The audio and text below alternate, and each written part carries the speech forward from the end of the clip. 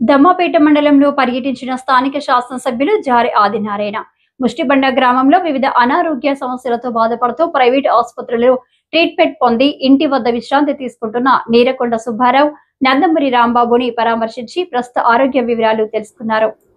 అనంతరం అదే గ్రామంలో ఇటీవల అనారోగ్యంతో మరణించిన కాళంగి నరసమ్మ, కడియం రాములు వారి కుటుంబాలను పరామర్శించి ప్రగాఢ సానుభూతి తెలిపారు. ప్రభుత్వ ప్రాథమిక పాఠశాలను సందర్శించి ఉపాధ్యాయుల ద్వారా పాఠశాల సమస్యలు తెలుసుకొని త్వరలోనే పరిష్కరిస్తారని హామీ ఇచ్చారు.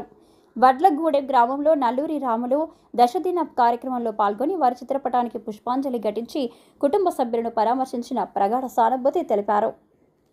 ఈ కార్యక్రమంలో కాంగ్రెస్ పార్టీ నాయకులు, కార్యకర్తలు తదితరులు పాల్గొన్నారు.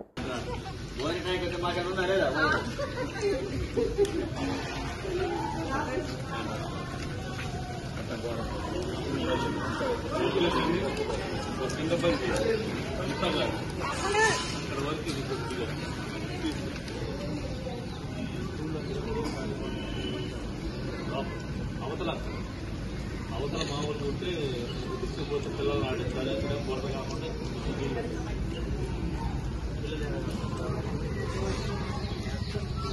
అది కానీ